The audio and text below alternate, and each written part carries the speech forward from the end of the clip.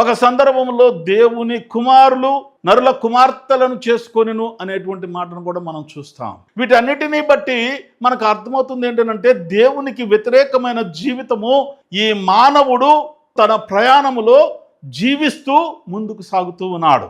కనుక ఇక్కడ మనము ఒకటి తెలుసుకోవాలి. అదేంటి అంటే దేవుడు కయ్యూన్ని శపించినటువంటి మాట, కష్టపడి చెమటోర్చి చెమటను భూమి మీద చిందించి ఆ భూమి నుండి నువ్వు పంటను తయారు చేసుకొని నువ్వు తిని బ్రతకాలని చెప్పినటువంటి మాట, అది ఇక్కడ లెమకో నెరవేర్చాడు.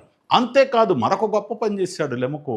అదేమిటినంటే నోవహు అనే కుమారుణ్ణి కని ఆ కుమారుని నీతిమంతుడుగా ఉండే విధంగా తయారు చేశాడు. మనం ఒకసారి నోవహు గురించి కానీ తెలుసుకున్నట్లయితే చాలా క్లియర్గా మనకు తెలియజేయబడుతుంది బైబిల్ గ్రంథంలో. అదేంటినంటే నోవహు నీతిమంతుడుగా తీర్చబడ్డాడు, దేవునితో మాట్లాడాడు, దేవుని యొక్క ఆలోచనను ఒప్పుకున్నాడు, దేవుడు చెప్పిన మాట విని తన యొక్క కుటుంబాన్ని కాపాడాడు.